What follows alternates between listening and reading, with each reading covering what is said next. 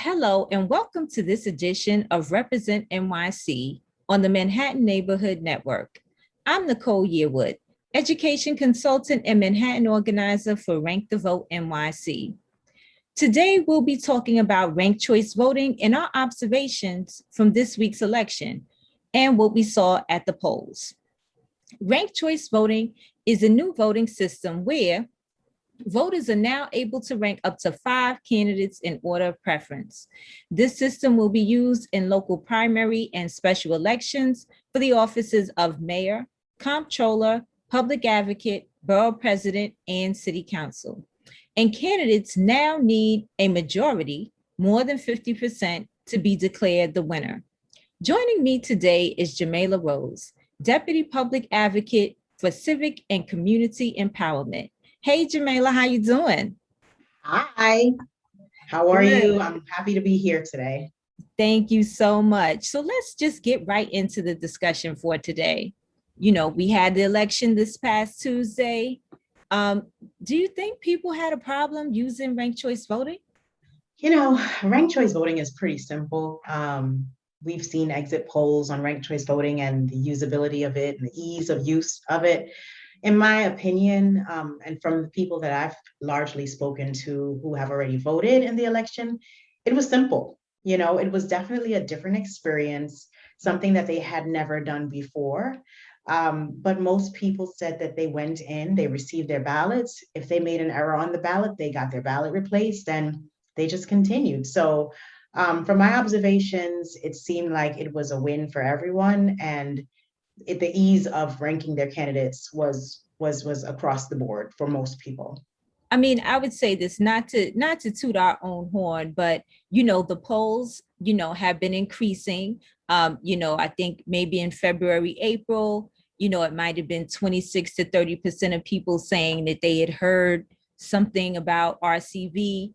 And to the point where, starting in early June, we were more at 80% of people, people who were polled saying that they'd heard something and they felt comfortable using ranked choice voting.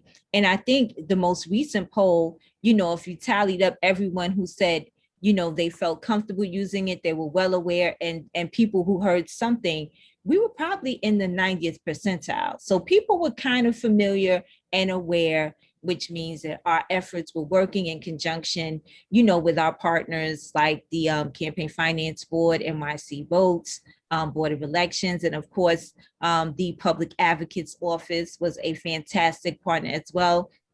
The tons of community partners that were also, working to help us educate people about ranked choice voting to prepare them on this week's election. And of course, then RCV, our team, we also had some folks out there, doing election protection. So we had people in the streets that were willing to assist those who may not have been aware of RCV, and just help them before they got to the polls. So we were doing that work as well. So I don't think people had too much of a problem with ranking in and of itself. Maybe a little bit of problem actually saying, who do I rank? You made a good point when you were speaking about the partnerships, and there was this language, this messaging that it would be difficult for people. And I think the fact that we were able to get out ahead of the election, we started earlier in the year with the special elections, educating people. I mean, I can't even stress the amount of gratefulness that I have to Rank the Vote and other community-based organizations that were hitting the streets, as well as the Campaign Finance Board, the mayor's office providing $15 million.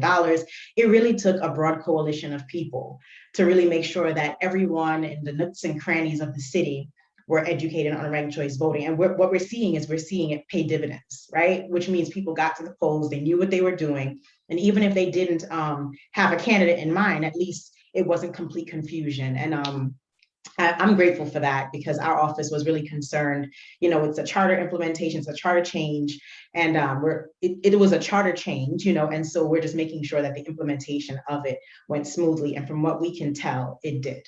So I'm excited about that.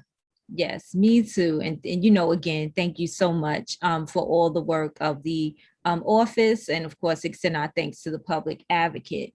And so what I was thinking, because we're still in the week, right? The election was just 2 days ago, and it's, so many conversations of, about waiting a little bit. And I was like, I had to remind some people, and I think it's important that we do this, to kind of think of what would have happened under the old system. What would we be doing right now if we didn't have ranked choice voting? And so I had to remind people, is that we would be, number one, we would be waiting for a runoff, because the Absolutely. threshold for citywide elections used to be 40%. And that was also one of the reasons why ranked choice voting came to be. We would actually be having to prepare for an election in just a couple of weeks. So people would have to come out and vote again, if based on what we see from the absentee ballots, if no one reached a 40% threshold. So, I also think it's interesting as well that, people seem a little bit concerned about the wait. And I'm like, we would be waiting anyway. So, with I think Eric Adams in the lead with 31%. I'm Brad Lander, also in the 30s and 30th percentile. I don't think either one of them have 40%. No, they're in terms of the citywide races, with the exception of the public advocates race, none of them have more than 40%. And so, yeah, we would be in a runoffs. And, even as we're having these conversations, I hear a lot of people talk about, oh, ranked choice voting is delaying the results of the election. And it's not actually ranked choice voting that's delaying that. The tabulation of all the votes is a pretty simple process. There's software for all of that. What has been delaying the results of the election, which is a good thing, is all the changes that we made in the state law, such that, and I can go over the timeline for like what BOE is doing and how they're going to be releasing some of this data and these results. But really, we just had changes to our election law that allowed for people who had errors on their ballot for them to be contacted, and for the Board of Elections to really do their due diligence and make sure that those ballots are able to be corrected, so that those people's votes can be counted. So that's a process that has to happen, and that will require some time, especially considering that we're in the middle of a pandemic and there's a significant amount of mail-in ballots that are being received. The other thing that we know is that the affidavit ballots have to be counted, as well as absentee ballots have to be counted. And the military ballots as well. Yes, and we have to wait until June 29th. That's actually the deadline for receiving it, as long as these ballots were postmarked by June 22nd.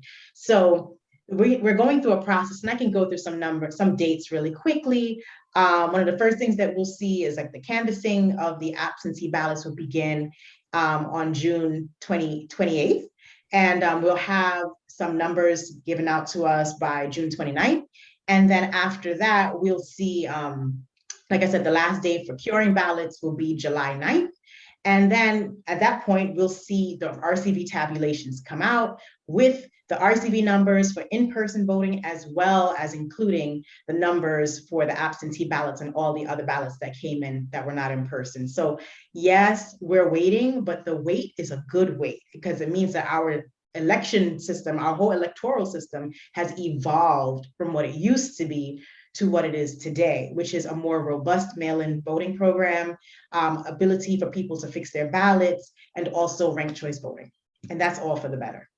Right. And I mean, just, to give people a good idea. So prior to the new, rules, and this was really implemented because of the pandemic, more people were allowed to use absentee voting. But in New York State in particular, absentee voting was only allowed if you had a reason. You had to be traveling, perhaps, sick and shut in, etc. It wasn't just, we didn't really have a mail-in ballot system. And then when the pandemic hit, it was like, okay, let's allow people, due to COVID, to actually use the absentee ballot system, because they might not feel comfortable going to the poll site just yet. And I'm, excited to say that more than 220,000 New York City voters actually requested an absentee ballot. And so the law actually states that, individuals, we're allowed to postmark our absentee ballots. The deadline is the actual day of the election. So that's also, what's causing the delay. It's the official legal timeline for the ballots to be postmarked and to be returned and to be cured as well. but in terms of the results, what we've seen out of, this week, just on a very preliminary level, we're seeing that, there's a chance that we may have about 22 women in the city council. And so I know that that was something that, had been in conversation for a couple of years now, leading up to 2021, talking about, the fact that there were only 13 women in the New York City Council. City Council is made up of 51 members, and there were only 13 since 2017. And so there have been, organizations, and maybe you can talk a little bit more about those organizations. But I do know that as it stands right now, if the people in the lead at this time are ultimately the winners, we may have 22 women in the New York City Council. And that's awesome, right? Because what do we always say? We say this, we chant it at the protests and the rallies: representation matters. We're seeing a phenomenon all across the country where not only are women more likely to run for office, but women are also more likely to win when they run for office in this day and age. And it's really important in New York City because half of us are women in New York City, but less than half of us are represented in office.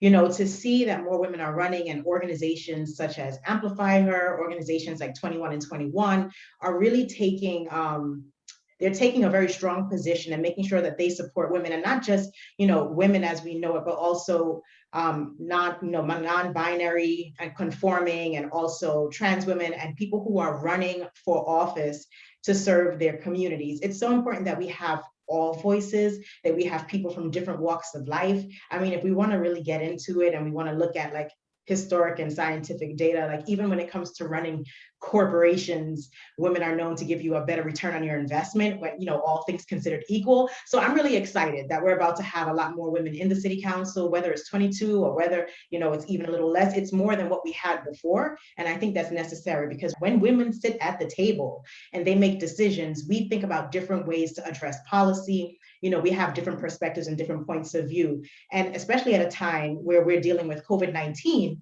and we noticed that the majority of people who lost employment and who had impacted the most, they were all heads of household, largely women. I think we lost maybe 1.4 women from the workforce, right? And so it's really, really important that even as we're addressing recovery for the city, that we have women at the table, women who may have experienced even some of the adverse effects of COVID-19.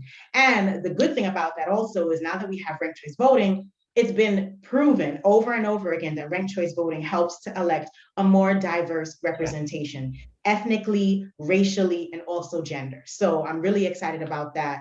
And I'm looking forward to the next administration that we're going to see in this city. Yes, no, and I'm glad you mentioned that, because yes, definitely, people often ask me, what's the benefit, what are the benefits supposed to be of ranked choice voting? And one of them is that more women, are usually elected in the other cities that have utilized this system, the other cities and states that utilize RCV. More women and more people from communities of color have been elected to office. So, did it have something to do with RCV? Maybe, but we also had quite a few, like you named those organizations, 21 and 21, Amplify Her, who have worked across the city to help women become elected to office. We also have organizations like Vote One Lead that held activities here in the city as well, and on some level it's Higher Heights as well, working on that. So, it's going to be really exciting to see, when we get the final results, how this all, works out. I mean, and, of course, two of the top three candidates, right? Now, we know that, Eric Adams is in the lead with about 31%, but the other two people, Maya Wiley with 22%, and then there's Catherine Garcia with 19%. So there's a chance, knock on wood, we don't know what things, how the ballots are going to fall, but 2 out of 3 people, women, right? So will we get our first woman mayor? We don't know yet. Sit tight, we'll know in a few weeks. So that's also something, that's exciting as well. This is, of course, the first time this has happened because we're using ranked choice voting. So, that's something that's exciting as well. Another piece of information that's quite exciting, and of course, you and I have had conversations, regarding the levels of turnout for these types of elections. And I think that some people thought that RCV might impact turnout. But we've seen in the NYC votes, I believe the Board of Elections just tweeted out that 985,000 people participated in this election. Now, of course, we definitely want more. There were 4.3 million people eligible to run because we had a Democratic primary as well as a Republican primary. We have 3.7 million Democrats, a little more than 500,000 Republicans. So roughly, I say 4.3 million eligible voters for this particular election. And while, the 985,000 doesn't seem like a lot, relatively speaking, historically, the totals have definitely been less, around 20%. In one instance, I think it was 20% in 2017, and maybe, the same or a little less in 2013, the last time we had our local election. So, looking at the numbers again, so right now we're probably at 25, we're going to probably roughly be at 25% of eligible voters participating. And again, absentee ballots are still coming in. So, I was definitely, thinking about the turnout and wanting more people to participate, in this historic election. But, for us to be using a new voting system, and we did have, and had an increase in turnout, that was actually a good thing. Maybe more people felt better about the system. We'll see what the, maybe the exit polls will tell us a little something about how people felt around RCV in the city.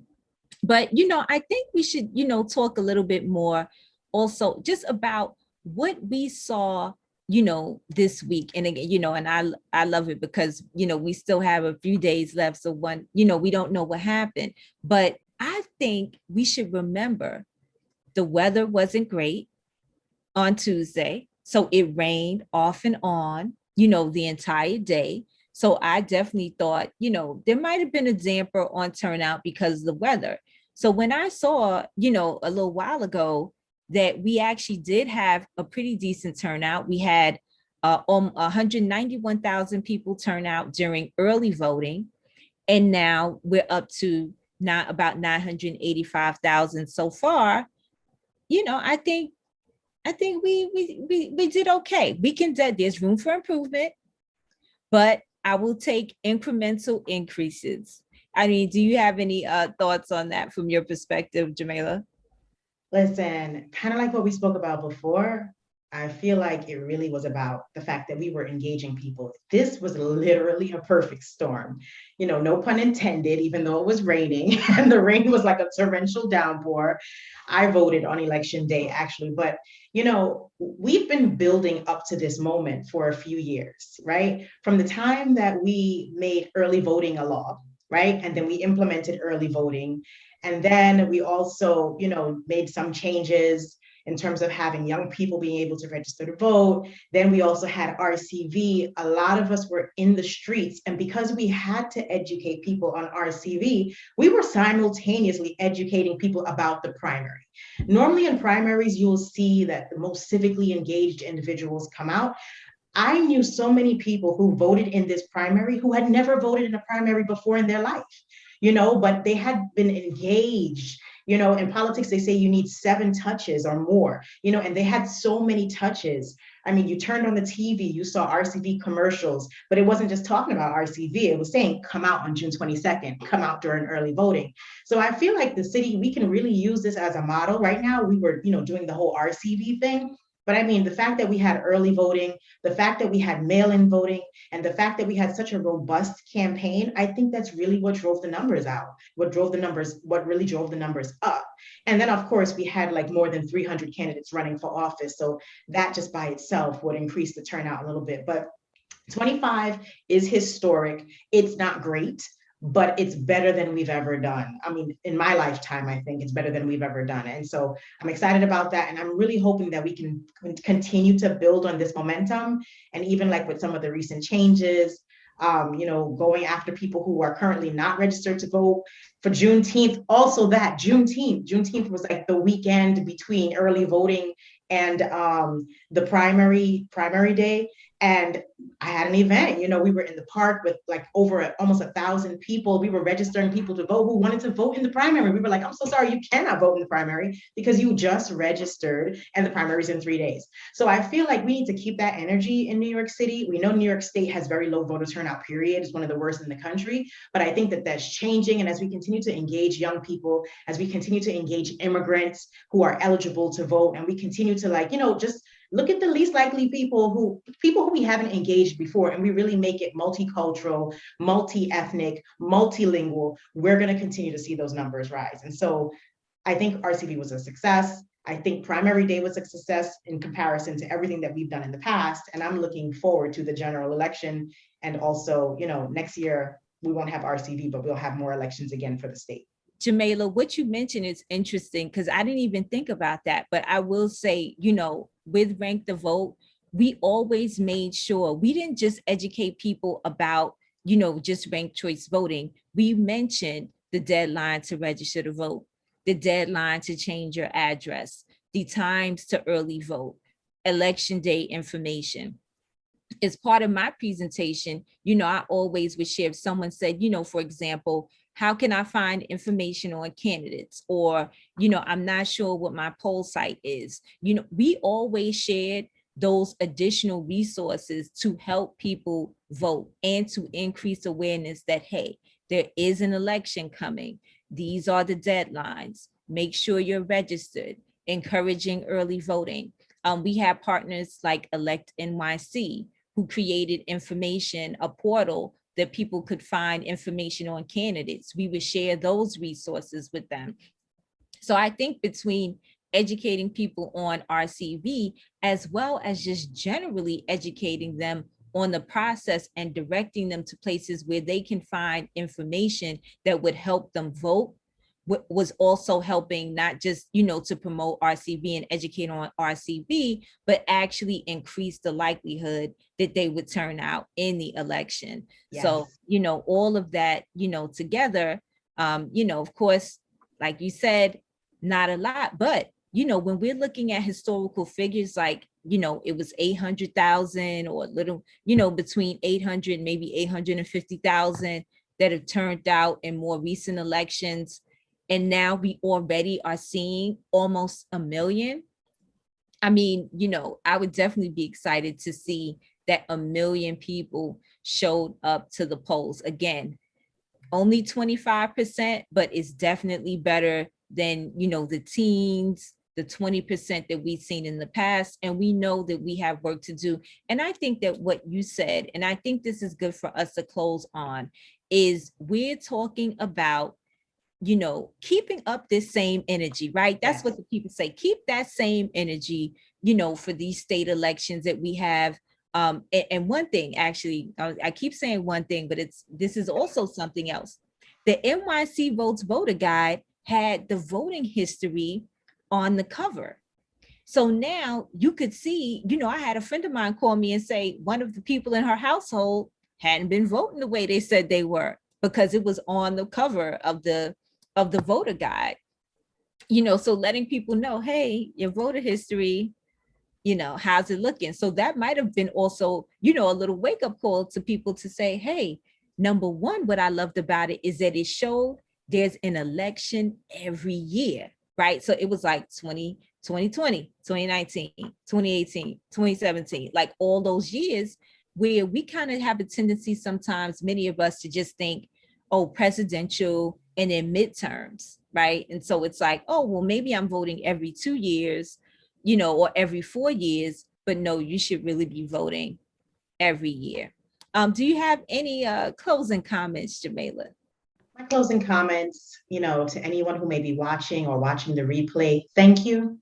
Thank you for going to the polls and voting, for making your voice heard. And to all of the people waiting to vote, maybe you are just getting naturalized or you're a young person waiting for your automatic voter registration to kick in. Thank you for even canvassing, for participating, for educating people, even if you yourself could not cast your vote. This is just the beginning of voting reforms in New York State. There's so much more to come. And the public advocate's office is all here for all of it with all of you. So thank you again for having me, Nicole. I really appreciate you taking the time to have this conversation. It's so important. Oh, of course, of course. And I'm last but certainly not least, because unfortunately it's time for us to wrap up. But please remember that resources and information to vote are available on the website. Ranked choice voting information is available at rankthevotenyc.org. And you can visit voting.nyc, that's voting.nyc,